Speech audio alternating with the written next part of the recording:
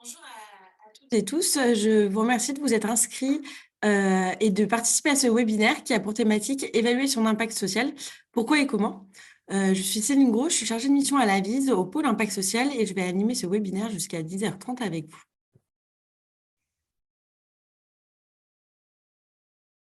Quelques consignes, quelques petites consignes avant de passer au déroulé de ce webinaire concernant les fonctionnalités de communication qui sont à votre disposition. Premièrement, vous pouvez retrouver un chat pour discuter, partager vos commentaires ou informations pour savoir plus de détails du coup sur le contenu qui vous est présenté. Et il y a également un module de questions-réponses si vous souhaitez adresser donc vos différentes questions aux différentes intervenantes tout au long de ce webinaire. Et pour information, il y aura un temps questions-réponses qui est prévu à la fin du décryptage et des témoignages croisés. Donc, concernant le déroulé de ce webinaire, aujourd'hui, dans le cadre du webinaire, donc évaluer son impact social, pourquoi et comment, nous avons le plaisir du coup d'avoir une introduction de Cécile Leclerc, directrice générale de l'AVIS. Puis je réaliserai un décryptage de pourquoi et comment évaluer son impact social.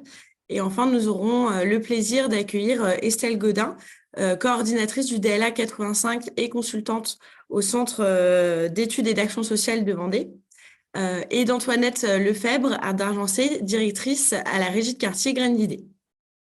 Et enfin, comme je vous l'ai annoncé, un temps de questions-réponses du coup avec vous. Bonjour Cécile.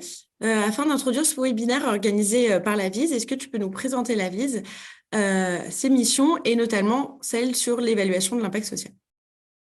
Merci Céline, tout à fait. Bonjour à tous et merci d'être nombreux présents pour ce webinaire. J'en profite pour vous dire quelques mots de l'AVIS et notamment de ce qui peut vous intéresser au-delà du sujet de l'évaluation d'impact. Et en effet, après, je vous expliquerai pourquoi aujourd'hui on organise ce webinaire et pourquoi ça fait partie de nos missions. Donc concrètement, l'AVIS, c'est une association qui est une agence d'ingénierie qui accompagne le développement de l'économie sociale et solidaire et de l'innovation sociale. On a pour ça 4 principaux leviers d'action. On est positionné au niveau national et on va outiller, animer, accompagner et financer.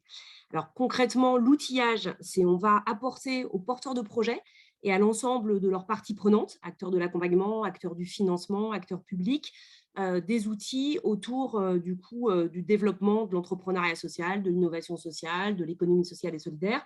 Et ça, vous trouvez tous nos outils en accès libre sur le portail avis.org. Et donc, je vous invite à vous inscrire à la newsletter avis.org si ce n'est pas le cas et à utiliser bien sûr ce portail pour pouvoir avoir tout un tas d'outils à la fois méthodologiques, sectoriels, des cartographies d'acteurs pour vous orienter sur qui peut vous accompagner, qui peut vous financer, etc. Deuxièmement, on anime des communautés d'acteurs de l'accompagnement. On anime notamment la communauté émergence et accélération qui réunit plus de 200 dispositifs incubateurs et accélérateurs. On vient de sortir, vous l'avez peut-être vu, l'annuaire du coup de cette communauté. C'est un annuaire très pédagogique et didactique qui présente l'ensemble des programmes d'accompagnement à la création de structures de l'ESS et à leur accélération. Donc, n'hésitez pas, pareil, à le consulter en fonction de votre territoire et à voir quel acteur peut vous accompagner si vous avez ce besoin-là. On est également l'opérateur national du DLA, le dispositif local d'accompagnement.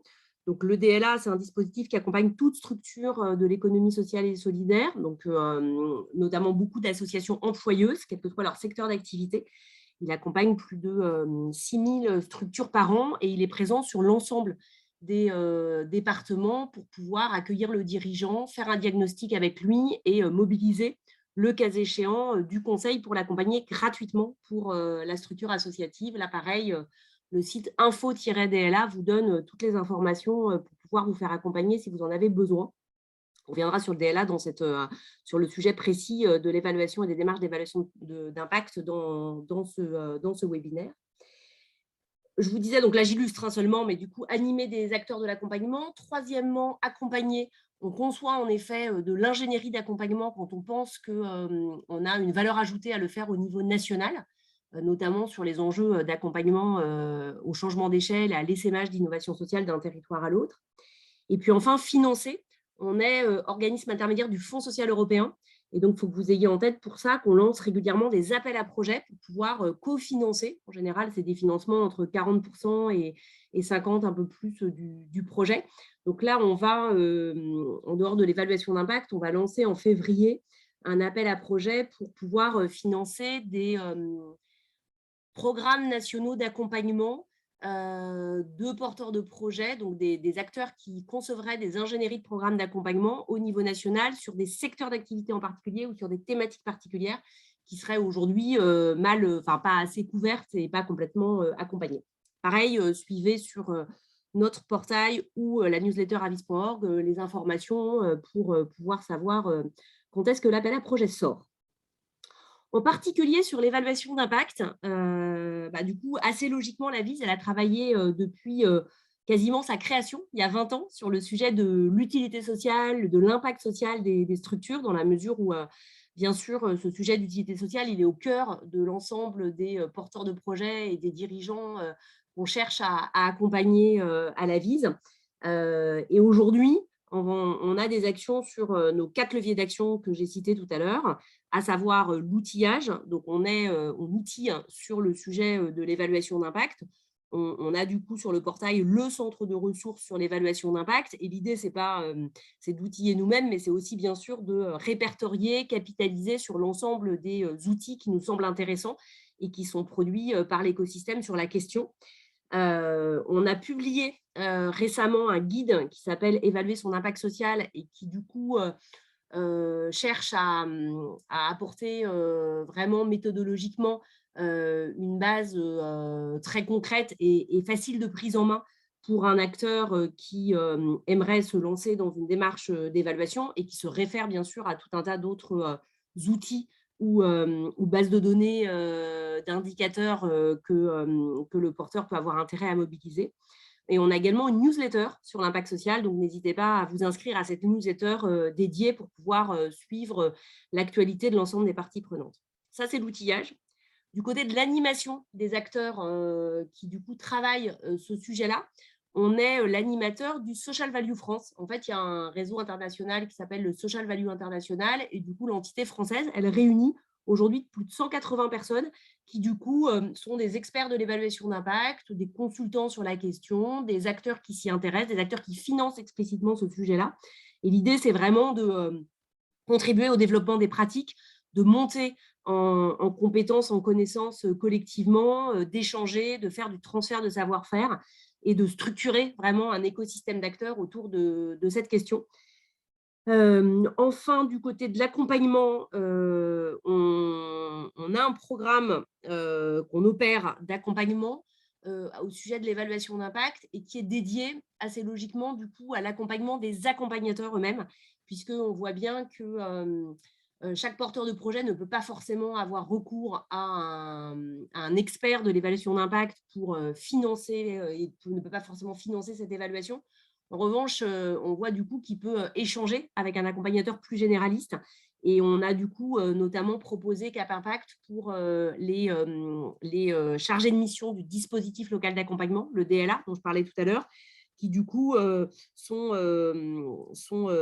formés et travaillent dans le cadre de Cap Impact à comment est-ce qu'on initie une démarche et on fait l'ensemble des premiers pas d'une démarche d'évaluation d'impact. Aujourd'hui, il y a plus de 30% du coup des DLA qui sont présents donc, sur l'ensemble des départements en France et des régions qui ont été formés par ce programme Cap Impact.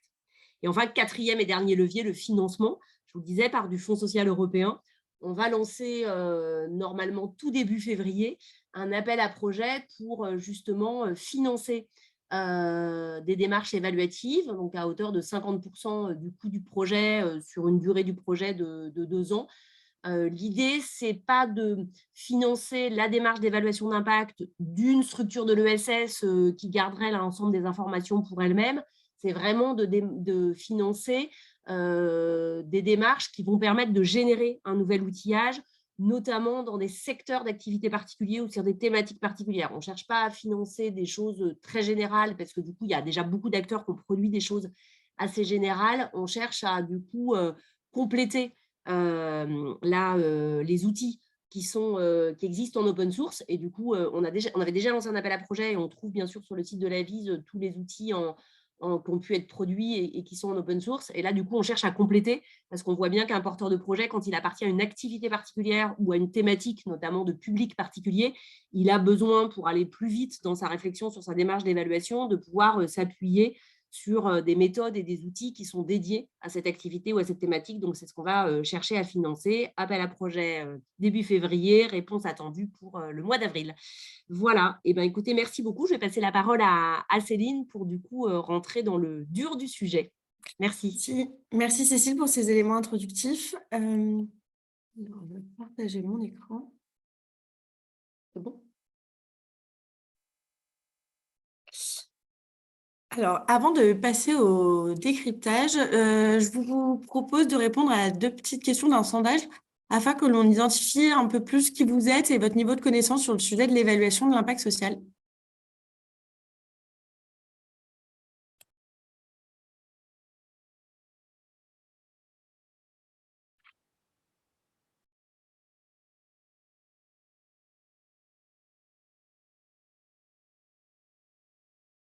Du coup, on vous propose 2 questions qui doivent apparaître à votre écran. Sur qui êtes-vous et comment est-ce que vous qualifieriez votre niveau de connaissance sur l'évaluation de l'impact social?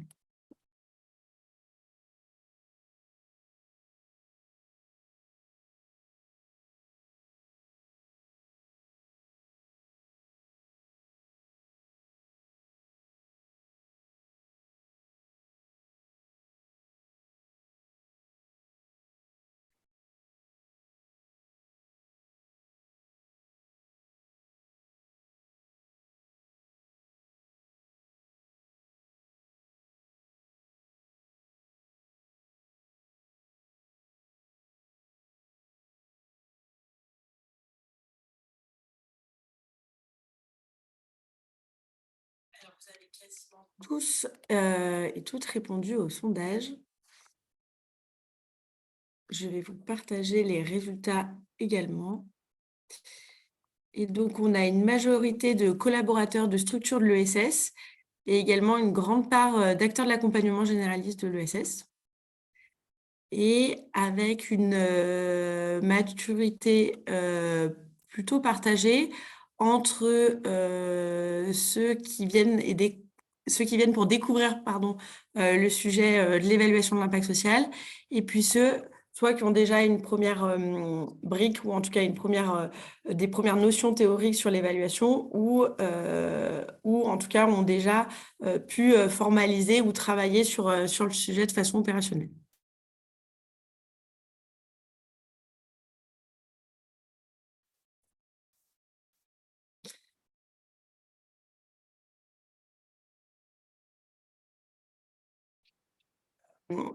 Je vous propose donc un petit décryptage donc, sur pourquoi et comment évaluer son impact social. Donc pour reprendre quelques éléments qu'a présenté Cécile, nous donc on anime un centre de ressources nationales sur l'évaluation de l'impact social. Donc si vous souhaitez vous informer et découvrir le sujet de l'évaluation de l'impact social, vous pouvez consulter ce centre de ressources donc, qui est disponible sur avis.org et également vous abonner donc, à notre newsletter Impact Social pour être informé également d'actualités et d'événements sur le sujet. Également évoqué précédemment, donc il y a le guide méthodologique évaluer son impact social qui doit vous outiller, vous appuyer pour vous lancer dans votre démarche d'évaluation de l'impact social.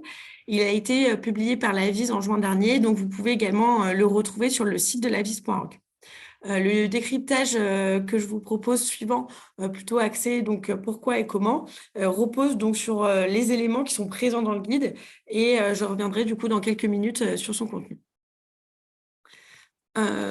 Pour également identifier qui sont les acteurs référents dans le domaine de l'évaluation de l'impact social et ainsi vous repérez donc parmi les acteurs soit de l'accompagnement, soit les dispositifs de formation ou de financement à l'évaluation de l'impact social.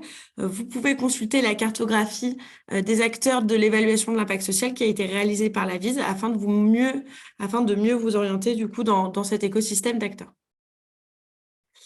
Et dernière ressource, plutôt pour là, vous inspirer de démarches d'évaluation qui ont été mises en œuvre.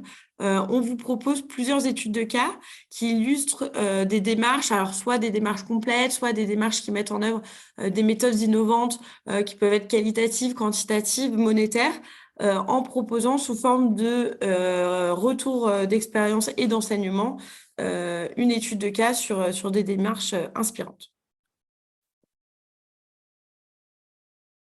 Donc, l'ensemble de ces ressources sont évidemment disponibles sur le site de l'AVIS.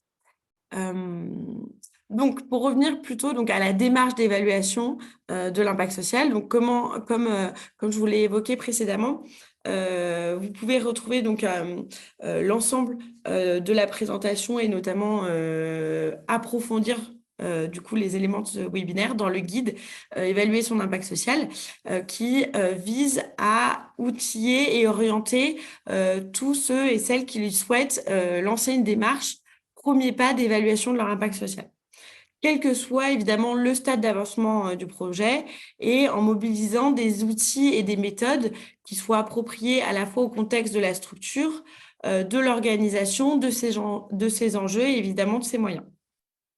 Également, dans le guide, vous pouvez retrouver un ensemble d'outils pratiques pour vous aider à chacune des étapes et des phases de la démarche d'évaluation et également des outils et également des exemples concrets pour vous inspirer et du coup pour vous aider à passer à l'action.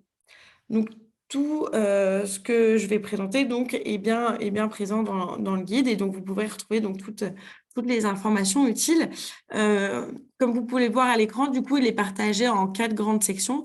Donc, pour préparer et organiser son projet et sa démarche d'évaluation, qui est le chapitre 1, se lancer dans l'évaluation, et ensuite qui reprend du coup les 3 phases de l'évaluation qu'on verra par la suite dans ce webinaire. Mais avant cela, peut-être quelques repères du coup sur l'impact social et la définition de l'évaluation de l'impact social. Donc, comme on le sait tous et on le partage tous, la recherche intentionnelle d'un impact social est bien au cœur du projet des entreprises de l'ESS et de leur utilité sociale. Donc, c'est essentiel de défendre le fait que leur performance, elle ne se réduit pas uniquement à des aspects et des résultats financiers, mais également la performance, elle s'incarne dans l'impact social qu'elle génère à travers leurs actions. Pour revenir un peu en arrière, le terme impact social, il apparaît pour la première fois dans les années 1970 aux États-Unis et se développe à partir des années 90 dans le monde philanthropique anglo-saxon. Du côté français, en France, le Conseil supérieur de l'économie sociale et solidaire présente en 2011 une définition de l'impact social qui est aujourd'hui partagée par l'ensemble des acteurs de l'évaluation de l'impact social et de l'économie sociale et solidaire. Donc, cette définition définit donc l'impact social par l'ensemble des conséquences des activités d'une organisation sur ses parties prenantes à la fois internes et à la fois externes et également sur l'ensemble de la société en général. Si l'on parle d'impact social, en réalité, les impacts des activités sont multidimensionnels puisque ça peut être des impacts individuels, sociétaux, économiques et évidemment environnementaux. Donc, l'impact social, ça englobe bien tous les changements qui sont positifs, négatifs, attendus ou inattendus, engendrés donc par les activités et directement attribuables à une structure ou en tout cas aux activités d'une structure. L'évaluation de l'impact social, à l'AVIS, on le définit comme une démarche, un processus qui consiste à comprendre, à mesurer et à valoriser les effets négatifs ou positifs d'une organisation sur ses parties prenantes et son environnement. Là, la démarche d'évaluation, en tout cas, c'est se demander quelles sont les conséquences de mon action et auprès de qui. Et évidemment, ne pas se limiter du coup à la seule dimension économique, à la seule dimension de la performance économique, mais bien extra-financière de l'organisation et de ses activités. Pourquoi est-ce que c'est pertinent, utile d'évaluer son impact social ? On a réalisé du coup une étude en 2012 qui démontre que toutes les entreprises de l'ESS ont une appréhension de leur impact social même si l'ensemble des entreprises ne mènent pas toutes des évaluations formalisées. Si elles sont souvent réalisées pour rendre compte de ces activités auprès de ces parties prenantes, l'évaluation, en réalité, elle sert différents objectifs qui peuvent être très divers. Elle peut permettre, par exemple, de mieux comprendre son environnement et les effets de ses actions sur ses bénéficiaires. D'apporter des éléments de preuve sur la valeur sociale qui est créée et notamment la pertinence du projet pour répondre aux besoins sociaux qui est identifié par le projet d'utilité sociale. Également, l'évaluation, elle peut permettre d'améliorer ses pratiques, d'alimenter la recherche de solutions innovantes et le développement d'innovations sociales. L'évaluation, elle permet également de communiquer sur son action, d'alimenter un plaidoyer, et notamment par des éléments de preuve qui sont par des éléments probants et de preuve du coup sur l'impact social qui est généré par les activités de la structure. Elle permet également de pérenniser ses financements et de rechercher de nouveaux financeurs par cet aspect de redevabilité, de rendre compte. Et l'évaluation peut permettre également, alors là plutôt à l'interne, de reconnaître et valoriser le travail des salariés et des bénévoles afin également de pouvoir les remotiver et réinstaurer ou de mettre en place du coup des instances de dialogue. Donc voilà en tout cas la palette d'objectifs et de finalités à quoi peut servir l'évaluation de l'impact social et donc pourquoi c'est pertinent et cohérent de se lancer dans une démarche d'évaluation de l'impact social quand on est une entreprise de l'économie sociale et solidaire. Alors, pour entrer du coup dans un aspect plutôt opérationnel de la démarche d'évaluation de l'impact social, donc comme on l'a vu, l'évaluation de l'impact social, elle peut être motivée par des enjeux très divers et elle nécessite pour cela d'être structurée et formalisée dans une démarche qui s'inscrit du coup en 3 étapes. Une première phase qui est la phase de promesse d'impact. Donc, c'est dans cette phase-là où on va définir l'objet de l'évaluation. Et donc, cette phase-là, elle n'est pas à minimiser, pardon, puisque c'est bien elle qui va structurer ensuite la phase de preuve et cette phase de mesure du changement généré par l'action. Donc, c'est bien dans cette première phase où on va définir ce qu'on cherche à évaluer et c'est dans la deuxième phase où on va aller mesurer du coup l'objet de l'évaluation. Et donc, cette deuxième phase qu'on nomme la phase de la preuve, elle est là pour amener des éléments probants et valider du coup les hypothèses de promesses qui ont été formalisées donc, dans cette première phase de promesse. Et ensuite, donc, la dernière phase qui consiste donc à s'approprier les résultats de l'évaluation donc en fonction des enjeux. Donc, c'est aussi faire le lien avec le pourquoi est-ce qu'on lance l'évaluation, puisqu'on va utiliser et s'approprier les résultats de l'évaluation en fonction de pourquoi est-ce qu'on a lancé l'évaluation. Par exemple, on va utiliser les résultats d'une manière différente si on va alimenter un plaidoyer ou si on cherche à remotiver ses équipes en interne, ou alors si on souhaite améliorer ses pratiques et ses activités. Et l'objectif aussi de cette phase d'appropriation, c'est également de faire vivre la démarche sur le long terme pour utiliser l'évaluation comme un outil de pilotage de l'activité de la structure.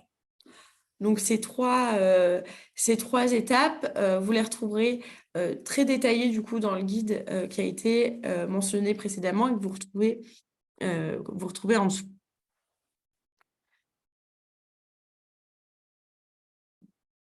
Également, donc, une fois qu'on a du coup ces 3 étapes de la démarche en tête, c'est important d'organiser sa démarche en termes de gestion de projet. Donc, vous pouvez décider de mener votre évaluation soit en interne, donc au sein de votre structure, c'est lorsqu'on parle d'internalisation, ou soit d'externaliser votre démarche. Alors, souvent, on externalise tout ou partie de la démarche, mais généralement, la plupart des démarches, elles combinent à la fois une partie d'internalisation et une partie d'externalisation. Par exemple, vous pouvez définir en interne ce que vous voulez évaluer. donc plutôt sur la phase 1, cette phase de définition de la promesse, par exemple les effets attendus de votre activité, la cartographie de vos parties prenantes, puis externaliser la collecte de données et l'analyse des résultats. Ou alors, au contraire, vous pouvez avoir recours du coup à une prestation externe pour avoir de l'appui et de l'accompagnement sur la définition de ce que vous souhaitez évaluer, et plutôt construire vos outils de collecte en interne et puis mobiliser ensuite vos équipes pour aller collecter de la donnée auprès de vos parties prenantes. En tout cas, ce choix et cet arbitrage, il dépend de votre organisation, à la fois interne, de vos moyens humains également que vous pouvez mobiliser, et puis des moyens financiers dont vous disposez. Voilà, donc comme reprend du coup la diapositive, pour chaque façon d'évaluer, donc soit de mobiliser de l'internalisation, soit mobiliser de l'externalisation. Évidemment, il y a des avantages et des limites à chacune de ces façons. Évidemment, l'internalisation, ça vous permet de limiter des dépenses externes et de favoriser l'appropriation et l'acculturation de l'équipe à la démarche d'évaluation et donc de son inscription ensuite sur le long terme. Et puis, ça favorise l'enrichissement et la connaissance des enjeux et du contexte, puisque c'est les acteurs qui mènent l'action qui sont à même de connaître davantage du coup les enjeux, les parties prenantes et le contexte. En revanche, l'internalisation permet moins de prendre du recul et de la hauteur du coup sur les activités, les impacts qui sont générés, ou en tout cas qui sont attendus par l'activité, les résultats. Et donc, justement, cette externalisation permet d'avoir une vision qui est davantage objective, de prendre du recul et d'avoir également un tiers neutre sur les éléments et les résultats de l'évaluation. Donc, ce qui permet de rendre la démarche beaucoup plus légitime. Et puis, du côté également opérationnel, ça permet aussi de moins mobiliser vos équipes et puis de faciliter parfois la mobilisation de vos parties prenantes et de libérer la parole par cette présence de tiers. En revanche, ça nécessite un budget dédié, mais qui est évidemment variable selon le type d'accompagnement qu'on mobilise. Et justement, pour faire le lien du coup avec les différentes modalités d'accompagnement qui existent, donc vous pouvez retrouver donc dans cette cartographie des acteurs de l'évaluation qu'on a évoqué précédemment, les différents acteurs et dispositifs d'accompagnement qui existent à l'évaluation de l'impact social. Donc, comme on l'a évoqué, donc il y a le dispositif local d'accompagnement, donc qui est un dispositif qui est présent sur l'ensemble des territoires départementaux et régionaux français et qui peut vous accompagner à initier une première démarche d'évaluation de l'impact social. Il y a également donc avoir recours à un expert en évaluation de l'impact social, mais il y a également d'autres dispositifs d'accompagnement comme des dispositifs qui sont dédiés à l'évaluation de l'impact social, comme le programme Size Up, qui est porté par l'ESSEC et Ronalpia. Il y a également d'autres modalités d'accompagnement ou en tout cas d'appui mobilisables par les entreprises de l'ESS, comme le bénévolat de compétences, le recours à des étudiants ou à des doctorants, la mobilisation d'universités et de centres de recherche, comme le laboratoire évaluation et mesure d'impact social de l'ESSEC, ou le groupe de recherche et d'action sur l'évaluation de l'utilité sociale de l'Université catholique de Paris, ou encore l'Institut Jean-Baptiste Gaudin. Également à savoir certains réseaux de l'économie sociale et solidaire, comme le mouvement associatif ou l'UDES, l'Union des employeurs de l'ESS, développent et ont développé une offre d'accompagnement ou d'outillage, en tout cas, de services, une offre de services à destination de leurs membres sur la question de l'évaluation de l'impact social. Donc voilà, en fait, ce qu'il faut garder en tête, c'est qu'il y a un ensemble d'offres de services, d'accompagnement et de dispositifs de formation qui sont à disposition des entreprises de l'ESS pour monter en compétences et initier leur démarche d'évaluation de l'impact social. Et vous pouvez retrouver l'ensemble du coup dans cette cartographie qui est disponible du coup sur le site avis.org. Et dernière étape dans l'organisation de sa démarche et l'organisation du coup du projet d'évaluation de l'impact social, c'est le cadrage de ses moyens et de ses ressources que l'on peut allouer du coup à la démarche d'évaluation de l'impact social. Alors, en effet, il n'est pas forcément simple d'identifier de façon précise les coûts qui sont générés par une démarche d'évaluation de l'impact social, et notamment les coûts internes, la contribution des équipes, la mobilisation des partenaires. Donc, c'est important de définir en amont les ressources que l'on va allouer du coup à la démarche d'évaluation de l'impact social. Et évidemment, ces ressources, elles vont être corrélées en fonction de l'ambition que l'on donne à cette démarche d'évaluation. Mais l'ambition, elle doit toujours être, en tout cas, nous, c'est le message que l'on porte à la VISE, adaptée aux contraintes de la structure, aux ressources humaines, au temps et au financement dont dispose la structure. Donc, c'est indispensable de considérer l'évaluation de l'impact social comme un processus qui doit s'inscrire sur le temps long dans le pilotage des activités de l'entreprise, tout comme un autre projet qui aurait lieu dans le cadre de l'entreprise. Donc, elle nécessite à la fois donc, une enveloppe et des ressources qui sont dédiées et un temps et une mobilisation des équipes, notamment pour prévoir l'acculturation et la préparation de la démarche d'évaluation qui doit se faire de manière progressive et continue tout au long de la démarche. Et évidemment, l'évaluation, elle doit tenir compte du temps de mise en œuvre et du délai entre la mise en œuvre des actions et l'observation de leurs impacts. Donc voilà, il faut garder en tête que c'est un travail de long cours et itératif également et qui s'inscrit dans le temps long de la structure.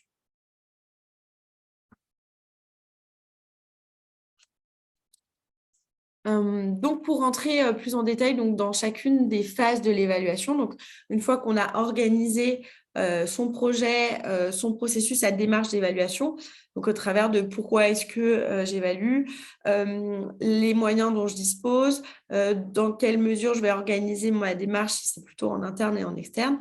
Là, on va rentrer du coup dans la démarche d'évaluation de l'impact social et donc dans cette première phase de définition de l'objet de l'évaluation, qui est la phase de promesse.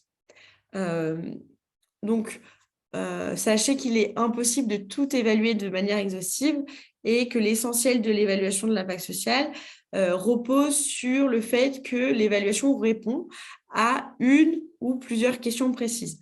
Mais donc, on ne peut pas évaluer de manière exhaustive et notamment dans une démarche premier pas l'ensemble de ces activités, l'ensemble de ces impacts. Donc, l'enjeu de cette première étape, de cette étape de la promesse, c'est de définir ce qu'on va chercher à évaluer et de préciser ce qu'on appelle la question évaluative. Et donc, la promesse, elle se définit à partir de 3 éléments. De l'enjeu stratégique de l'évaluation. Donc, c'est pourquoi est-ce qu'on évalue? Est-ce que c'est plutôt dans une logique interne d'amélioration de ses activités et de ses pratiques ou de motivation, de remobilisation de ses parties prenantes internes? Ou alors, c'est plutôt dans un enjeu externe et donc là, plutôt dans une logique de redevabilité de ses activités et de ses impacts ou plutôt d'alimentation et de communication d'un plaidoyer. Donc, il va y avoir cette première définition de ces enjeux de l'évaluation. Puis, la réalisation de la cartographie de ces impacts attendus. Donc là, c'est là où on va définir les effets identifiés comme prioritaires à évaluer et la finalité qui est poursuivie par votre évaluation. Est-ce que notamment, est-ce qu'on cherche plutôt à suivre, comprendre, prouver, valoriser nos impacts et nos impacts attendus et nos effets souhaités de l'action. Et ça, du coup, c'est la question évaluative, c'est la formalisation de la question évaluative qui va permettre de guider et qui va être le fil rouge tout au long de la phase de la mesure de l'impact social, la phase 2 de l'évaluation. Et donc, dans le guide évaluer son impact social, vous retrouvez les enjeux stratégiques qui sont possibles pour une évaluation et notamment donc, les outils pour vous aider à définir vos enjeux stratégiques. Une méthode pas à pas pour vous aider à identifier les effets de votre activité et ceux prioritaires à évaluer. illustré évidemment avec des cas concrets et enrichis de témoignages et de conseils. Et puis, vous retrouverez également des exemples de questions évaluatives pour vous aider à affiner la vôtre pour tenir compte de votre contexte, de vos activités et de vos enjeux d'évaluation de l'impact social. Et donc, cette phase de promesse et de définition donc, se termine du coup par la question évaluative. Et cette question évaluative, elle va permettre de guider cette phase de mesure d'impact social, cette phase de preuve. Et donc, cette seconde phase de mesure de l'impact social, de preuve, consiste à identifier la méthodologie la plus pertinente pour mesurer votre impact et notamment les indicateurs qui sont à mobiliser pour aller collecter la bonne information. Ces indicateurs, ils permettent de préciser donc, les informations qui sont à rechercher pour répondre à votre question évaluative et les valeurs à atteindre pour la réussite de votre projet.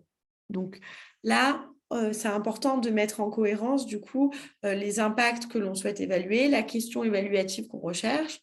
Pour répondre à la question évaluative, on va décliner un ensemble méthodologique et cet ensemble méthodologique contient des indicateurs qui permettent du coup d'évaluer si oui ou non on a atteint la réussite ou en tout cas l'impact recherché par l'activité. Et une fois donc on a défini ces indicateurs, on va identifier donc les données à collecter pour alimenter ces indicateurs.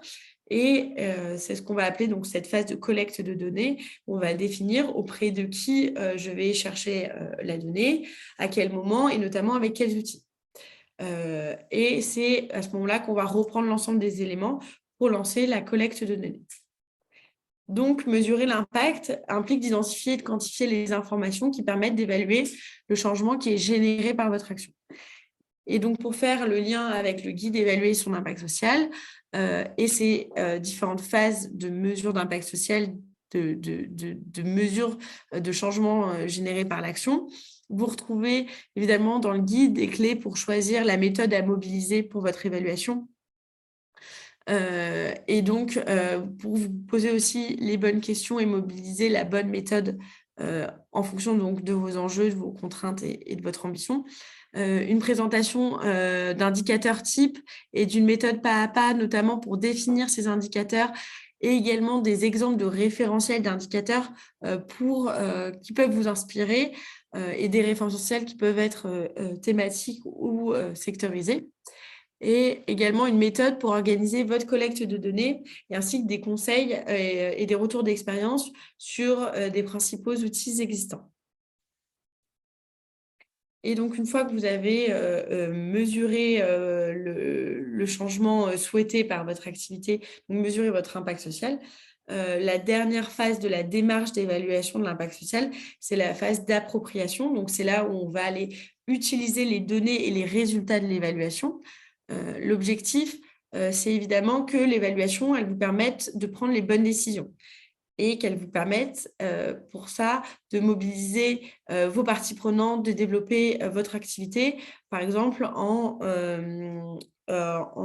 convainquant du coup de nouveaux partenaires, de nouveaux financeurs, etc. Donc là, une fois qu'on a répondu à la question évaluative dans cette phase de mesure d'impact social, c'est là où on va aller utiliser donc, les résultats de l'évaluation. Donc, plus opérationnellement, cette troisième étape, elle va vous permettre donc, de répondre à la question évaluative. Et donc, pour ça, vous allez analyser donc, les données que vous allez collecter pour passer du coup à l'interprétation plus globale des résultats et donc de formalisation de la question évaluative, formalisation de la réponse à la question évaluative. Donc, c'est également à cette étape que l'on va juger de la valeur de l'action évaluée. Est-ce qu'elle atteint bien ses objectifs? Est-ce que mes activités entraînent d'autres impacts que je n'avais pas identifiés? Est-ce que les moyens que j'ai déployés sont-ils suffisants au regard des impacts qui sont générés? Donc, l'utilisation des résultats, comme on l'a vu, elle peut être menée soit dans une optique de communication, soit dans une optique plutôt d'amélioration de son action. En tout cas, c'est une étape dont l'importance, elle ne doit pas être sous-estimée, car c'est elle qui vous permettra de valoriser votre démarche et les efforts qui doivent être fournis. Mais aussi, c'est là où l'évaluation, elle doit vous permettre de mieux piloter votre activité et ainsi de prendre les bonnes décisions. Euh, L'objectif, in fine, c'est bien que l'évaluation, elle devienne un processus continu, intégré à la vie de votre structure, au pilotage de votre projet, et qu'elle s'inscrive dans le long terme afin qu'elle vous permette d'identifier soit des éléments saillants de votre activité, de prendre de bonnes décisions, de mobiliser donc les bonnes parties prenantes pour développer, par exemple, un certain nombre d'activités et ainsi générer davantage d'impact et de développer, par exemple, de nouveaux partenariats. Donc, nous, en tout cas, le message que l'on prône à la VISE, c'est au-delà de la démarche d'évaluation qui est faite à un moment donné, c'est de pouvoir vraiment l'inscrire sur le temps long et de l'inscrire dans le pilotage de votre projet et de votre entreprise. Et donc, pour faire le parallèle avec le guide d'évaluer son impact social, vous retrouvez donc une méthode pour analyser vos données et interpréter vos résultats que vous aurez collectés. Des éléments également pour vous appuyer dans l'utilisation de vos résultats en fonction des enjeux de l'évaluation, qu'ils soient plutôt internes ou externes, et des conseils du coup pour faire vivre votre démarche d'évaluation au sein de votre structure. Voilà, c'est pour ce qu'il en est du coup du décryptage. Maintenant, on a le plaisir du coup d'accueillir un temps de témoignage, pardon, et d'accueillir du coup Estelle Godin, coordinatrice du DLA 85, et Antoine Lefebvre, directrice de la régie de quartier Graines d'idées en Vendée. Alors peut-être pour recontextualiser, donc la régie quartier Graines d'idées s'est fait accompagner par le DLA 85 sur sa démarche d'évaluation de l'impact social dans le cadre du programme Cap Impact développé et animé par la VISE qui vise à faire monter en compétences donc les chargés de mission DLA et les acteurs de l'accompagnement sur cette question d'évaluation d'impact social pour que ces acteurs de l'accompagnement qui sont présents sur l'ensemble du territoire national puissent offrir une offre qui est accessible à l'évaluation de l'impact social, une offre évidemment premier pas pour accompagner tout porteur de projet à se lancer dans l'évaluation de l'impact social. Donc, bonjour Estelle et bonjour Antoinette. Bonjour. Je vais arrêter Bonjour. l'écran. Pardon. Alors, peut-être avant qu'on commence sur le témoignage croisé, est-ce que vous pouvez vous présenter et puis présenter votre structure en quelques lignes, s'il vous plaît? Oui.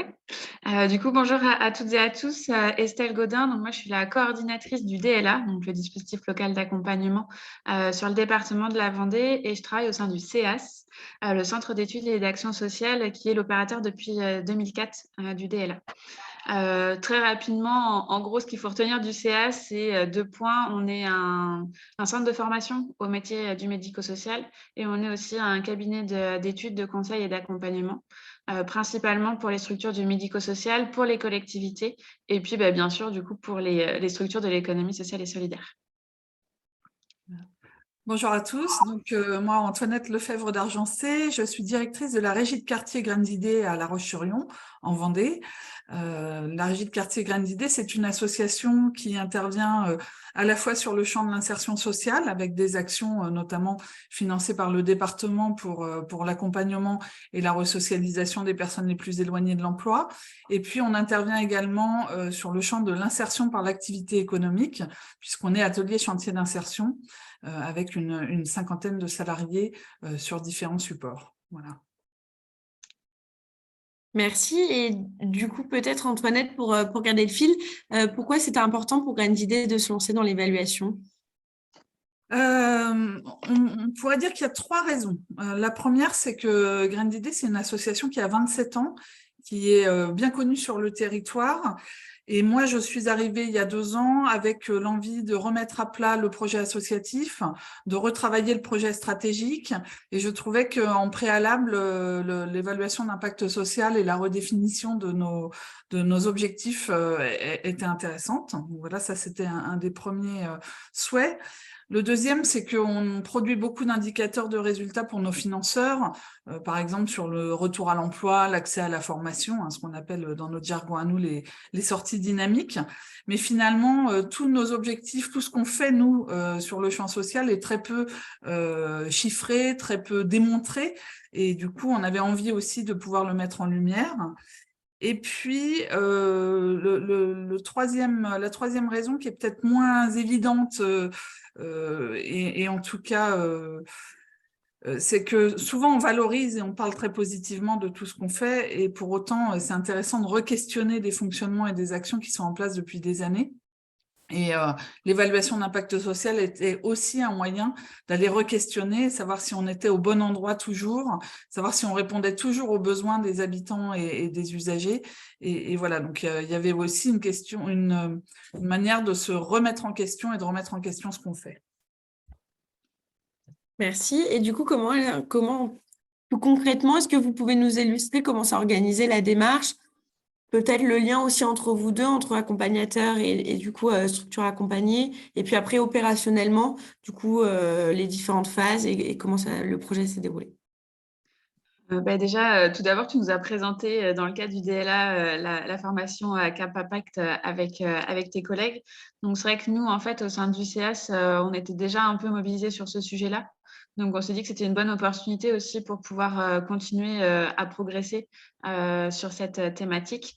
Et puis, c'est vrai que voilà, sur le Cap Impact complet qu'on a pu faire, on avait besoin d'une structure cobaye pour pouvoir participer.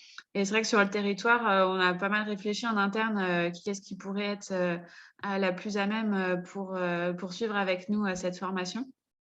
Et puis du coup, au fil des échanges, on est venu à en parler avec Antoinette. Et c'est vrai que le fait qu'il y avait cette volonté déjà de la part de Graines d'Idées de vouloir se lancer dans la refonte de son projet associatif, et du coup aussi Antoinette était aussi avait déjà fait dans son parcours professionnel antérieur des évaluations d'impact social et travailler l'utilité sociale, a fait que ça nous a paru totalement cohérent de travailler ensemble sur ce format. Après, de manière très opérationnelle, on a suivi ce que tu nous as présenté, Céline, c'est-à-dire les 3 étapes de la démarche, hein, la préparation, la mesure et puis l'analyse des données. C'est vraiment un travail qu'on a mené ensemble avec le CEAS, parce que ça re-questionne vraiment beaucoup, notamment sur la phase de préparation. Il faut définir l'objet de l'évaluation, c'est-à-dire qu'est-ce qu'on va évaluer. On est dans une association où on fait beaucoup de choses différentes, sur quoi on s'arrête.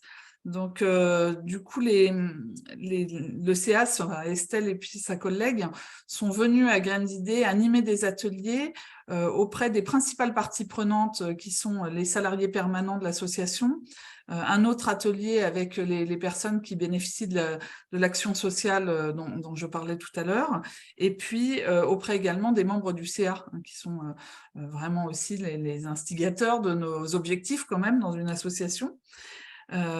Et puis l'idée, c'était de mettre à plat qu'est-ce que c'est les effets attendus de nos actions, hein. C'était ça la question qui a été le fil conducteur de ces ateliers, et ça a permis d'aboutir à une cartographie des effets attendus, assez cohérente. Donc ça, c'était plutôt rassurant de voir que les membres du CA et les salariés permanents qu'on travaillait tous dans le même sens, et avec des objectifs communs, bien qu'on ait des places différentes dans l'association. Et puis, alors là, vraiment une plus-value sur le fait que ce soit le CEAS qui soit venu animer les ateliers, et non pas moi en tant que directrice, parce que ça a libéré la parole aussi. Estelle, je ne sais pas ce que tu en penses. Oui, non, c'est vrai.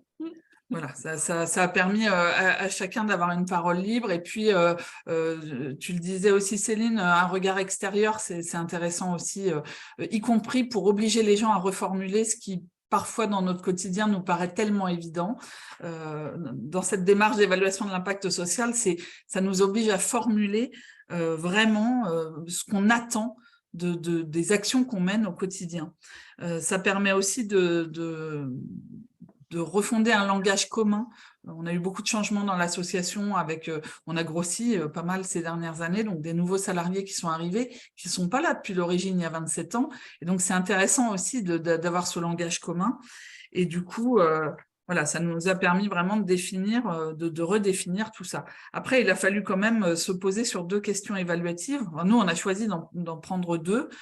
Une sur à quel point les gens qui intégraient Graines d'idées gagnaient en autonomie. Voilà, pour faire simple, hein, parce qu'elle était un peu plus complexe que ça, la question. Et puis, la deuxième sur est-ce que les gens s'inscrivent durablement dans les actions sociales et culturelles de La Roche-sur-Yon, de la ville où ils sont, puisque nous, on met en place des actions pour qu'ils s'y inscrivent durablement. Donc, est-ce que ça a un effet, quoi. Voilà, mais ça a été aussi compliqué parce qu'on ne peut pas tout évaluer. Hein. Il faut aussi se restreindre. Voilà. Après, sur la mesure, eh ben, on a choisi d'appliquer la méthodologie du questionnaire. Mais comme tu l'as souligné, Céline, il a fallu travailler en amont aussi sur les indicateurs de réussite.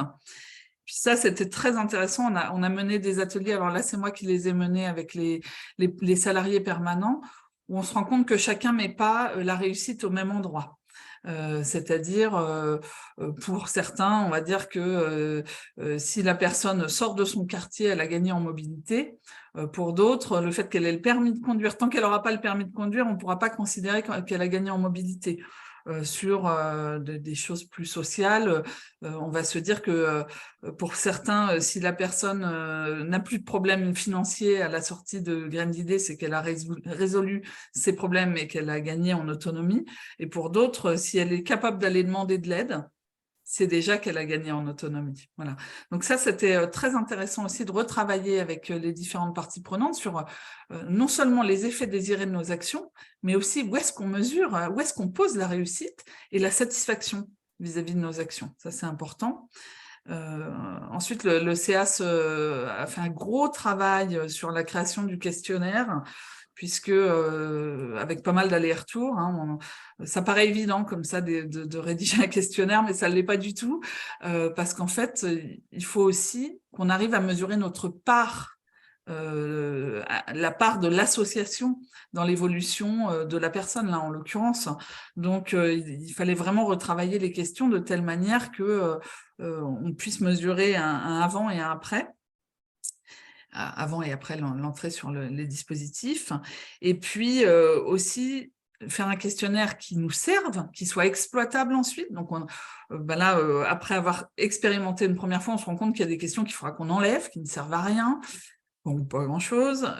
Et puis après, il a fallu définir la modalité de passation. Il s'avère que nous, dans notre association, on n'a pas loin en ce moment, 40% des personnes qui parlent peu ou pas le français, qui ne maîtrisent pas l'écriture et la lecture. Donc, un questionnaire, c'est bien joli, mais comment on le fait passer ? Donc, on a missionné une stagiaire qu'on avait à l'époque dans l'association, qui a pris du temps avec les personnes pour faire une passation accompagnée des questionnaires. Et puis ensuite, parce que, bon, on a fait une première expérimentation sur auprès de 33 personnes. Il faut savoir qu'on a en moyenne une centaine de personnes inscrites dans l'association en permanence. Donc, quand on finit ça, il faut aussi saisir, analyser les réponses de ces questionnaires. Et là, c'est vrai que c'est le CEAS qui s'en est chargé. Et puis aussi de créer ensuite un livrable exploitable et qu'on puisse, on disait tout à l'heure que c'était intéressant à transmettre aux partenaires, par exemple. Bon, nous, on avait un objectif de présenter quelques résultats à l'AG de l'association. Ça se fait, non seulement il faut analyser, mais il faut aussi prévoir le livrable et ce qui va pouvoir être valorisé auprès des partenaires après. Donc là, c'est vraiment le CEAS qui avait la compétence pour le faire, parce que moi, j'étais un peu limitée. Et puis ensuite, tout ce qui est appropriation et valorisation. Donc, on a présenté ça en AG. Ça nous a permis, alors je ne vais pas vous donner tous les chiffres, hein, évidemment, mais de sortir quelques chiffres comme, qui sont à la fois du factuel, mais aussi du qualitatif, parce qu'il ne s'agit pas d'avoir que des chiffres. Donc, par exemple, 97% des personnes interrogées étaient fières de leur évolution. Bon, ça, ce n'est pas ce qu'on donne en général à la directe quand ils nous interrogent sur nos réussites, sur l'accompagnement des salariés ou des personnes en insertion. 85% des personnes estiment aller plus vers les autres. 66% des personnes font plus facilement appel à un travailleur social. Voilà, donc on peut se dire qu'un de nos objectifs, c'était de rassurer les personnes aussi vis-à-vis des institutions. On se dit que 66%, on est content. Voilà. 94% affirment que Grand'Idée a été déterminant dans leur parcours. Bon, oui, on en tire quelques éléments de fierté, voilà, ça fait toujours plaisir à dire, et puis ça veut dire aussi que pour ces actions-là, on est dans le juste. Donc ça, c'était très important, voilà, et très important d'être accompagné. Je ne sais pas si Estelle, tu veux rajouter quelque chose sur le rôle de l'accompagnateur. Oui, c'est vrai que déjà, quelque chose qui était important et qui a aussi permis d'avoir une bonne dynamique au niveau de l'accompagnement, c'était qu'on avait cette date butoir de votre assemblée générale qui a permis de garder un rythme sur l'accompagnement, alors que parfois on peut être tellement happé par le quotidien, ça passe pas en priorité.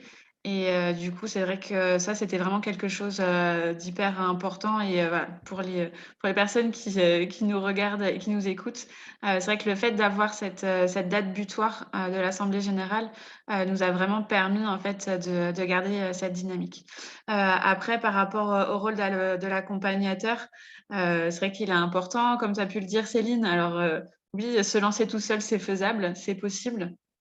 Mais c'est vrai que pouvoir être accompagné dans un projet de conduite du changement tel qu'une démarche d'évaluation de l'impact social, c'est aussi intéressant parce que ça permet de prendre de la hauteur, de pouvoir confronter aussi avec un partenaire externe des positions, des visions auprès des participants qui peut être intéressant aussi. Tout comme quand voilà, les structures mettent en place un DLA sur le niveau de la journée de diagnostic, c'est hyper intéressant. Donc voilà, ça permet vraiment d'amener un rythme, de poser les choses et puis de pouvoir prendre du temps et sortir de son quotidien en disant là, de toute façon, il y a quelqu'un qui vient de l'externe pour nous accompagner. Donc ce temps-là, on peut pas le louper. Donc c'est vrai que voilà, c'est quelque chose qui est intéressant.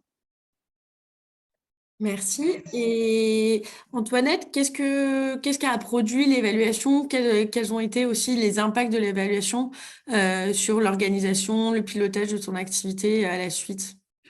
Alors, déjà, moi, j'ai trouvé, de mon point de vue de directrice, que ça avait pas mal fédéré l'équipe, aussi bien le CA que l'équipe de permanent, et que ça avait vraiment permis la création d'un langage commun, notamment parce que en chantier d'insertion, on a par exemple des encadrants techniques qui sont là pour produire avec les salariés, et puis on a les chargés d'accompagnement qui sont là pour accompagner les salariés, et parfois, c'est pas toujours évident de faire cohabiter la production et l'accompagnement. Et là, ça a permis d'avoir des échanges et de favoriser ces échanges entre ces deux secteurs et de mieux travailler ensemble. Vraiment, ça se ressent après en se disant finalement nos objectifs sont communs et nos effets attendus de nos actions sont communes. Donc ça, c'était intéressant d'un point de vue du langage commun. Ensuite, je disais tout à l'heure que dans les raisons, c'était aussi de réinterroger des actions et ce qu'on faisait. Et en fait, on s'est rendu compte, même à travers 33 questionnaires, que on avait finalement une différence de traitement entre les salariés et les personnes qui étaient inscrites sur les actions d'accompagnement social, alors que dans notre discours, on n'avait pas cette différence de traitement. À titre d'exemple, pour illustrer, on essaye vraiment de favoriser l'accès à la culture pour tous sur le territoire. Et donc, on a des partenariats avec le théâtre municipal, la scène nationale, etc. Et on propose systématiquement les spectacles aux personnes qui sont sur les actions sociales. Et on s'est rendu compte qu'on oubliait une fois sur deux de les proposer aux salariés, ou alors on faisait ça vite fait. Bon, et du coup, notre objet à nous, en tant qu'association Graines d'idées, c'est de favoriser l'intégration dans la cité pour tous. Hein. On est régie de quartier, c'est aussi ça, une régie de quartier. Et du coup, on a créé un poste, suite à l'évaluation d'impact social et à ce constat, on a créé un poste à 0,4 ETP d'une personne en charge de coordonner la vie sociale et culturelle au sein de l'association. Et déjà, aujourd'hui, on peut mesurer qu'il y a beaucoup plus de propositions faites aux salariés. Donc voilà, ça a permis ça. Et puis ensuite, on a aussi communiqué assez largement l'évaluation. Elle est sur le site internet de Graines d'idées. Par contre, ça mériterait d'être continué. C'était une première expérimentation. On a fait ça dans des temps réduits parce qu'il y avait Cap Impact et parce qu'il y avait le final de l'AG et qu'on avait envie d'être vraiment dans une dynamique active. Mais ça mérite, et tu le disais Céline, d'être après sur du long terme. Et là, il faut s'en ressaisir et c'est pas forcément évident. Donc, il n'y a plus d'accompagnement. Donc, je suis seule pilote à bord et donc il faut réussir à remettre les questionnaires qu'on a fabriqués. On les a faits pour évaluer à l'entrée et à la sortie du parcours. Voilà, il faut que je réussisse, moi, à redynamiser la démarche aussi. Donc ça, c'est important de ne pas oublier cette part-là quand on se lance dans la démarche. Voilà. Merci. Merci Antoinette. Et peut-être une dernière question à Estelle. Donc, suite à cette montée en compétences par Cap Impact, j'imagine que tu as davantage accompagné de structures sur cette question d'évaluation de l'impact social. Est-ce que toi, en conclusion, tu peux nous dire qu'est-ce que, en tant qu'accompagnateur, tu observes et quelle est la plus-value, en tout cas pour les entreprises de l'ESS, à évaluer leur impact social, notamment sur ton territoire? C'est vrai que du coup, d'un point de vue interne, au niveau des structures, le fait de se recentrer sur son projet, de pouvoir mettre en lumière en fait l'impact positif qu'on a sur son écosystème et sur ses parties prenantes internes, ça permet voilà, de voir les points sur lesquels on pensait peut-être avoir un impact plus important ou pas. Enfin, c'est vrai qu'on parle souvent de l'impact social comme quelque chose de voir tous les éléments positifs. Alors oui, c'est vrai. Mais il y a aussi le fait de pouvoir peut-être améliorer les choses au sein de sa structure, enfin, comme Antoinette, tu as pu le dire sur certains éléments. Ça, c'est quelque chose qui est intéressant de pouvoir retravailler, reparler, refaire du lien ensemble.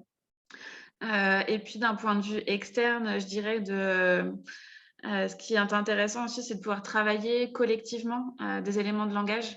Qui est sur des données factuelles, qualitatives, qui permettent de mettre en lumière le travail de la structure auprès des financeurs, des partenaires, et même pourquoi pas aller chercher de nouveaux partenaires. Ça peut être intéressant de travailler son utilité sociale, parce que du coup, ça va amener en fait d'avoir un langage commun, peut-être des éléments qu'on ne pensait pas à valoriser, qui au final sont hyper intéressants et impactants pour le territoire.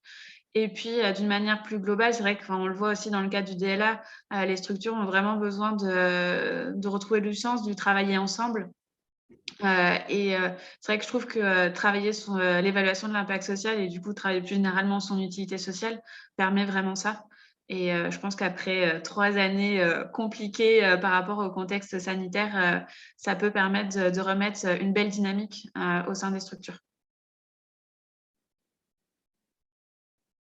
Super, merci beaucoup Estelle, Antoinette. Du coup, je vous propose de passer à un temps de questions-réponses. Du coup, il y a une fonctionnalité dans Zoom, dans l'application. Et donc, je l'ai ouverte. Donc, je vais lire les questions, si ça vous va. Et en fonction de la question, si elle vous est adressée, du coup, je vous laisserai répondre. Donc, il y a une première question de Manuela. Vous préconisez plutôt une démarche globale de la structure ou une démarche par action? Est-ce qu'une de vous souhaite répondre? Spontanément, je trouve moi que c'est intéressant que tout le monde soit mobilisé sur la question. Donc après, ça dépend évidemment de la taille de la structure. Hein. Je disais, nous on est 70 salariés permanents compris, et puis une centaine en tout, en comprenant tout le monde. Mais c'est intéressant que tout le monde se pose cette question-là, même si après la question évaluative va se recentrer et ne concernera pas tout et tout le monde.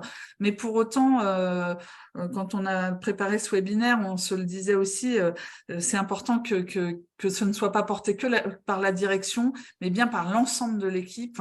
Et quand Estelle dit ça permet de retrouver du sens, du langage commun, enfin voilà, moi mais ce n'est que mon avis, mais je trouve que vraiment le fait que ce soit collectif et que ça s'adresse à tous, c'est intéressant. Estelle? Non, c'est vrai que ce qui était intéressant aussi, c'est que c'est vrai qu'on était avec des publics différents, dont des personnes qui savaient pas forcément parler ni écrire le français. Donc voilà, il a fallu aussi qu'on trouve des dynamiques un peu plus ludiques pour pouvoir les interroger. Et c'est vrai que ça, c'était quelque chose qui était aussi hyper intéressant. Enfin, on a pu faire des photolangages avec les personnes pour les accompagner à parler et à nous montrer ce qu'ils ressentaient dans l'accompagnement par Graines d'Idées. Donc, c'était vraiment très, très intéressant et important aussi. Et ils se sont aussi sentis valorisés dans cette dynamique. Donc, c'était vraiment très chouette.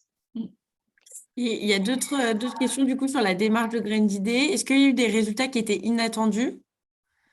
Et ben, celui-ci, là, notamment de se dire que, en fait, là où on pensait faire une proposition équitable à tout le monde sur l'accès à la culture, ben, en fait, on n'était pas dedans, pas complètement, quoi.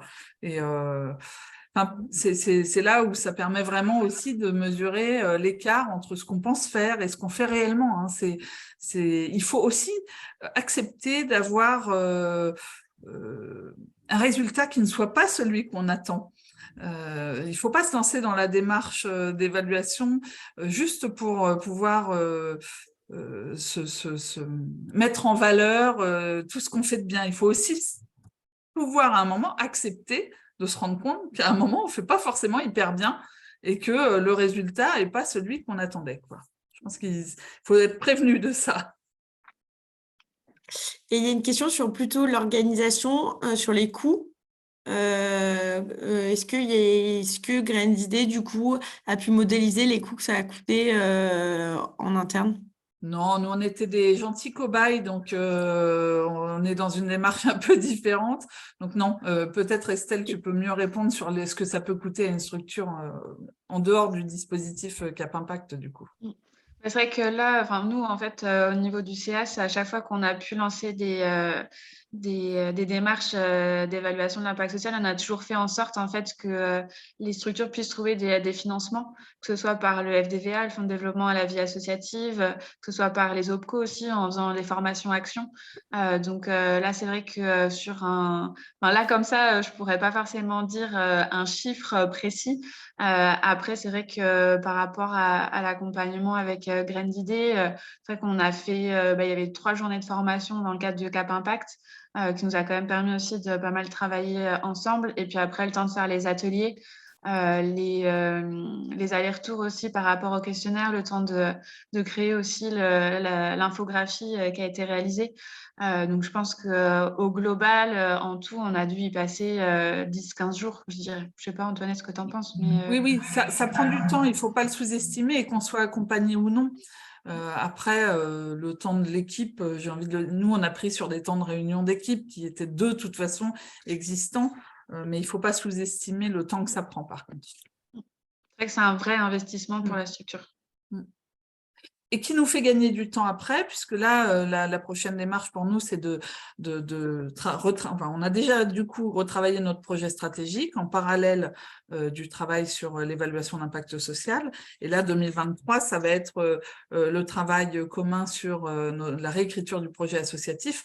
Mais du coup, tout ce qu'on a fait dans le cadre de la démarche d'évaluation d'impact social va nous faire gagner beaucoup de temps sur la réécriture du projet associatif. Donc, c'est un investissement. Merci. Alors, il y a une question sur la méthode des questionnaires. La base de 33 questionnaires est très faible pour pouvoir interpréter les résultats statistiques. Comment l'avez-vous consolidé? Les marges d'erreur ont-elles été intégrées dans l'analyse?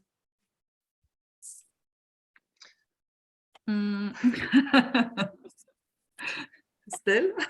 Ouais, c'est vrai que c'est quelque chose qu'on s'est rendu compte après ça qu'on avait cette date butoir de l'AG. Donc c'est vrai qu'on s'est dit que c'était une première ébauche. On était vraiment sur le coup de l'expérimentation aussi. Donc, on a fait avec ce qu'on avait et dans le temps imparti qu'on avait. Après, voilà, c'est aussi les points d'amélioration à voir pour la suite pour Graines d'idées et voir quel processus est-ce qu'ils mettent en place pour avoir plus de résultats. Et de toute façon, c'est vrai que c'était aussi un questionnaire qui était voué à être après dans la longueur, avec un questionnaire à l'entrée et un questionnaire à la sortie. Là, on était vraiment sur un questionnaire à un instant T. Donc voilà, après, ça va être à Graines d'idées de pouvoir retravailler un questionnaire plus aussi en adéquation, parce on a vu aussi, on a remarqué que dans l'analyse, il y avait des questions qui n'étaient pas forcément formulées de manière à avoir la réponse qu'on souhaitait avoir ou quelque chose qu'on voulait travailler. Donc voilà, après, c'est tout comme toute enquête et tout questionnaire, il y a de l'amélioration à faire et ça fait partie aussi de l'impact social de travailler en continu et sur du long terme sur ces points-là. Merci. Et justement, il y a d'autres questions sur la suite pour Graines d'idées. Donc, vous allez rédiger le projet associatif, mais plutôt côté évaluation de l'impact social. Et du coup, quel est l'objectif dans la continuité de la démarche?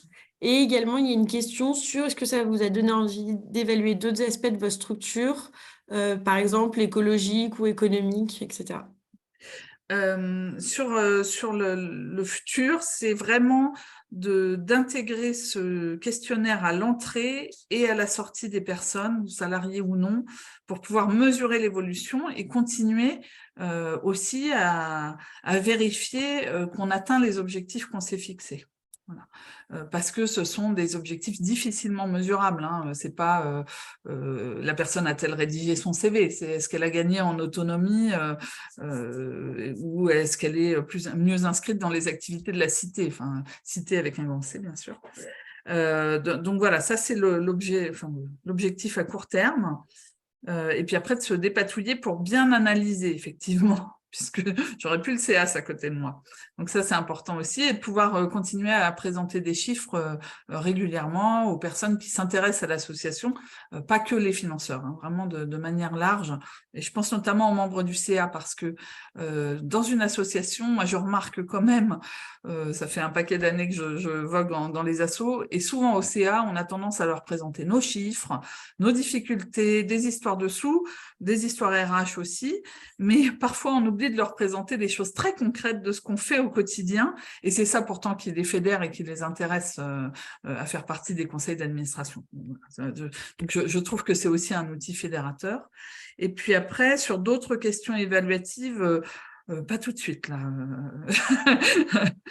sans doute après, mais il faudra reprendre le temps de se réinterroger sur d'autres questions évaluatives, de remobiliser à nouveau les équipes, parce que du coup, le travail qu'on a fait là concerne les deux questions.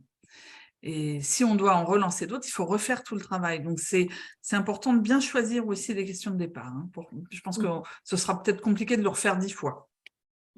C'est vrai que ce qui est important aussi à avoir en tête, c'est que lancer une démarche d'évaluation de l'impact social, ça prend du temps et c'est aussi énergivore. Donc voilà, faut aussi trouver le bon moment pour la structure pour se lancer dans cette dynamique et dans cette démarche. Là, il y a plutôt des questions côté DLA, enfin côté pour toi, Estelle. Comment est-ce que ça s'est organisé? Combien de temps ça t'a pris? Est-ce que c'est considéré ça comme de l'appui interne, etc. Il y a quelques charges d'admission DLA qui sont présentes, du coup, Bonjour à tous. C'est vrai que du coup, dans le cadre du DLA, nous, on l'a vraiment fait passer en tant que plutôt temps de formation pour moi, pour voir après si jamais dans le cadre des diagnostics, c'était une question qui ressortait, voir comment est-ce que je pouvais aussi les accompagner. Après, au niveau temps, c'est vrai que ça m'a pris du temps. Mais après, c'est vrai que c'était hyper intéressant. On était dans une bonne dynamique. Et puis, le truc, c'est que aussi, j'étais accompagnée par une de mes collègues. Donc, c'est vrai qu'on a pu aussi se dispatcher certains points et pouvoir animer à deux. Et c'est vrai que ça, du coup, c'était aussi important. Et du coup, c'est vrai que, au niveau montée en compétences, elle était déjà un peu plus formée. Donc, moi, ça m'a permis aussi d'évoluer à ses côtés. Donc, voilà. Et Céline, je ne sais plus si j'ai répondu à tout. Enfin, tu avais plusieurs questions en même temps. Donc... Ouais, oui, ça me paraît complet. Alors après, il y a des questions. Alors sur la méthode, du coup, Antoinette, pouvez-vous donner un exemple de langage commun en termes de résultats? Le concept me paraît un peu flou. Merci d'avance. Eh bien, dans l'exemple que je donnais tout à l'heure sur l'atteinte des résultats, pour certaines personnes, la question concernait la mobilité, le gain en autonomie sur la mobilité. Pour certaines personnes de l'association, on avait réussi à faire gagner de l'autonomie en mobilité si la personne sortait de son quartier. Pour d'autres, on avait réussi à faire gagner de l'autonomie dans la mobilité à des gens s'ils avaient passé leur permis de conduire. L'écart est énorme, c'est-à-dire que si on avait réussi à faire sortir de la personne de son quartier, celui qui estime qu'il faut le permis de conduire, il estime qu'on est en échec par rapport à nos objectifs. Il se dit, on l'a mal accompagnée puisqu'elle n'a pas eu son permis de conduire. Et l'autre personne de la même association se dit, non, on a bien travaillé puisqu'on a réussi à la faire sortir de son quartier. Et à un moment, bon là c'est un exemple sur la mobilité, mais à un moment ça crée des vraies dissensions dans une asso quand tout le monde ne pense pas avoir réussi au même endroit. Si je reprends des choses qu'on n'a pas évaluées là, mais qui sont beaucoup plus qu'on a l'habitude plus de traiter, le financeur considère qu'on a réussi le parcours d'insertion de la personne si la personne a signé un CDD de plus de 6 mois. Moi, je considère qu'on a réussi le parcours de la personne si elle est venue pendant 2 ans travailler tous les jours, qu'elle a tenu son poste et qu'elle a travaillé son projet professionnel et qu'elle a levé des freins. Vous voyez, si on n'est pas sur les mêmes objectifs, on ne pose pas la réussite au même endroit, on n'a pas de langage commun, on ne pourra pas s'entendre. Il faut à un moment que mon financeur accepte que oui, pendant 2 ans, tout ça, c'est aussi de la réussite. Et il faut que moi, j'accepte aussi que un contrat de plus de 6 mois, c'est de la réussite. C'est là où on crée un langage commun pour être en accord aussi en interne sur ce qui ont réussi ou pas. Je ne sais pas si je suis claire. Merci. Et justement, sur les financeurs, il y a une question. Est-ce que ça vous a permis d'attirer de nouveaux partenaires financiers? Non. Non, ce n'était pas l'objectif. On est déjà financé par la terre entière sur le territoire. Donc, non. Ok, super. Et peut-être pour faire le lien avec les régies de quartier, il y a des questions. Est-ce qu'il y a des démarches sur d'autres régies de quartier? Est-ce qu'il y a une démarche au niveau du réseau? Voilà, Antoinette, je ne sais pas si vous savez. Oui, il y a une démarche au niveau du mouvement des régies, hein, c'est notre réseau national. Après, nous, on avait commencé avant avec le CAS et en plus en local, donc je ne me suis pas forcément beaucoup plus intéressée à ce que faisait le mouvement des régies. Mais oui, je ne pense pas qu'il y ait aujourd'hui un réseau qui puisse ignorer l'importance d'être dans l'évaluation d'impact social. Et évidemment, le mouvement des régies en fait partie. Oui. Super, merci. Autre question, graines d'idées, pensez-vous essaimer sur d'autres territoires? Ah non, alors nous, on est une association locale, donc on est sur La Roche-sur-Yon, dans les différents quartiers de La Roche-sur-Yon, donc c'est défini dans nos statuts. On reste là. C'est bien la Vendée.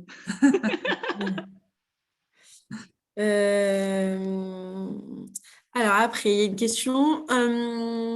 Alors, avez-vous constitué un groupe témoin comme cela peut se faire sur les méthodologies de mesure d'impact? Et si oui, comment avez-vous procédé? Alors, on y a réfléchi, hein, on s'est pas mal posé la question de comment on allait faire, et puis on a fait le choix, comme j'ai dit tout à l'heure, que les questionnaires étaient accompagnés.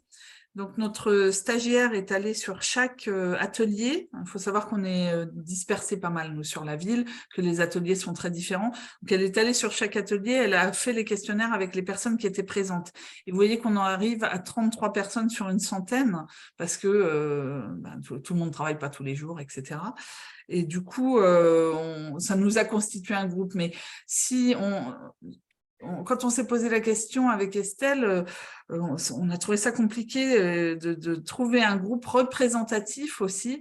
Est-ce que on a tous les âges, on a toutes les origines, on a plein de critères. Enfin, on a trouvé ça un peu compliqué. Voilà. Donc non, on l'a pas fait. Ok, merci. Et une dernière question. Alors, je vais peut-être essayer d'y répondre. Est-ce que les structures sont accompagnées dans l'interprétation des données? Existe-t-il des formations en analyse statistique? Alors, je ne sais pas si Estelle et Antoinette, vous souhaitez répondre. Alors, moi, j'en ai pas connaissance, mais Céline, peut-être que toi, tu Ouais. t'en connais. Alors, déjà, il y a un MOOC qui existe sur l'évaluation de l'impact social, qui est proposé du coup par l'ESSEC. Alors que c'est pas une analyse, c'est pas un MOOC sur l'analyse statistique, mais déjà, ça peut être un premier niveau de formation et de montée en compétence sur le sujet. Alors, il n'existe pas, à ma connaissance, des formations, ou en tout cas des accompagnements propres à l'interprétation des données ou à l'analyse statistique à destination des entreprises de l'ESS. Mais voilà, à travers voilà, des MOOC, des supports, enfin des supports de formation, je réfléchis, des livres. Voilà, il y a tout un ensemble de ressources, alors plutôt là orienté soit sociologie, plutôt qualitatif, pour le côté analyse, collecte et analyse des éléments qualitatifs, et après plutôt analyse statistique et sciences statistiques et de gestion pour ces éléments-là. Mais voilà, là, je pense que ça sort du champ de l'évaluation de l'impact social et ça répond à d'autres enjeux. Alors, il y a d'autres questions. La démarche vient souvent de la direction. Pardon. La démarche vient souvent de la direction. Le temps d'acculturation peut être long pour que les salariés partagent et comprennent cette démarche. Comment essayer de lever les freins? Moi, j'en ai parlé en amont, c'est-à-dire dès le début, quand le CA m'a contacté, j'ai interrogé l'équipe. Je leur ai dit, est-ce que vous êtes prêts à vous lancer? Est-ce que ça vous intéresse? J'ai expliqué. Ils m'ont dit oui, on verra, on en a reparlé. Enfin, c'est pas arrivé du jour au lendemain, le jour où je devais donner la réponse au CA. Ça, c'est important parce que ça se prépare, effectivement, j'ai pas pris 10 mois non plus, mais 2 réunions, on va dire qu'on en a parlé sur 2 réunions. Et puis après, les salariés sont quand même assez sensibilisés à la question sociale et de l'utilité sociale. On est dans des structures de l'ESS, donc on n'a pas eu beaucoup de mal à les convaincre. Ce qui les inquiétait, honnêtement, c'était pas du tout le sens de la démarche, au contraire, c'était le temps que ça allait leur prendre, parce que, comme dans toutes vos structures, j'imagine, on est tous sous pression du temps, quoi. Donc, c'était ça leur principale inquiétude. Une fois que je les ai rassurés en leur disant que j'allais gérer une bonne partie, voilà, et que le reste, on le ferait sur des temps de réunion, et du coup, ils ont vite adhéré. Super, merci. Et il reste une dernière question. Et après, je vous propose de conclure ce webinaire. C'est quelle distinction faites-vous entre un indicateur de résultat et un indicateur d'impact? Alors, si je peux me permettre, je vais prendre le bâton de parole. Du coup, un indicateur de résultat va vous permettre de mesurer un résultat de votre action. Évidemment, votre résultat de votre action dépend du résultat attendu que vous souhaitez de votre action. Donc, vous allez définir votre action. Vous allez, pour cette action, avoir un résultat qui est directement attendu. Et ce résultat-là, vous allez pouvoir le mesurer, l'atteinte de ce résultat, grâce à un indicateur de résultat. Un indicateur d'impact, lui, viendra mesurer du coup un impact qui est attendu. Et pour reprendre la définition, du coup, un impact, c'est plutôt une conséquence de long terme, soit sur ses parties prenantes internes, externes ou l'ensemble de la société. Donc là, on est plutôt sur des résultats ou des effets attendus de moyen à long terme. Et évidemment, cette temporalité, elle dépend de l'action, du contexte, de l'enjeu de la structure. Par exemple, si je fais des sessions de formation, peut-être que le résultat attendu, c'est le taux de participants à mes sessions de formation, alors que l'impact attendu de cette formation, c'est la montée en compétences et professionnalisation des chargés de mission DLA sur le sujet de l'évaluation de l'impact social. Et du coup, mon indicateur d'impact serait le taux de structures porteuses de DLA qui ont accompagné des entreprises de l'ESS à l'évaluation de l'impact social. Puisque si elles ont accompagné des entreprises de l'ESS à l'évaluation de l'impact social, c'est bien qu'elles étaient compétentes et qu'elles étaient professionnalisées sur le sujet. Et ça, c'est grâce du coup à mes sessions de formation, etc., etc. Voilà, indicateur de résultat, on est sur court terme. Indicateur d'impact, on va être plutôt sur du moyen long terme.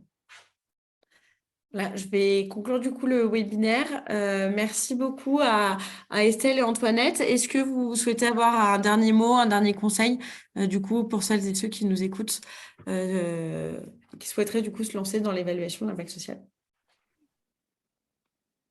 Allez-y. Non, c'est forcément intéressant. Ça, il en ressort.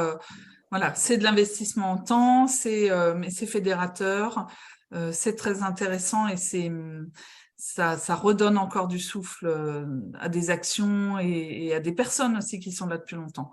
Donc, moi, je ne regrette pas une seule seconde d'y passer du temps. Voilà. Je conclurai par la même chose. Quand tu as dit, lancez-vous, que ce soit vous en tant que collaborateur d'une structure et même pour votre structure, ça pourra vous permettre que du positif. Et puis, pour les chargés de mission DLA et pour les autres accompagnateurs qui sont présents, lancez-vous aussi. C'est vraiment hyper intéressant et formateur. Et voilà, pouvoir contribuer aussi à l'évolution et à faire grandir des structures. Enfin, je pense qu'on a tous à cœur cet élément-là. Donc, c'est vraiment hyper intéressant et très instructif. Et, merci beaucoup. Merci Antoinette, merci Estelle d'avoir témoigné et puis d'avoir répondu aussi aux questions des participants. Je remercie également du coup les participants d'avoir participé au webinaire. Et également, on vous sollicite pour répondre à un questionnaire de satisfaction qui s'affichera lorsque vous quitterez ce webinaire. Et ça, pour nous permettre du coup à la fois d'améliorer nos pratiques et de mieux répondre à vos besoins. Donc, merci et l'ensemble de l'équipe de la VIS vous souhaite une très bonne journée. À bientôt. Au revoir.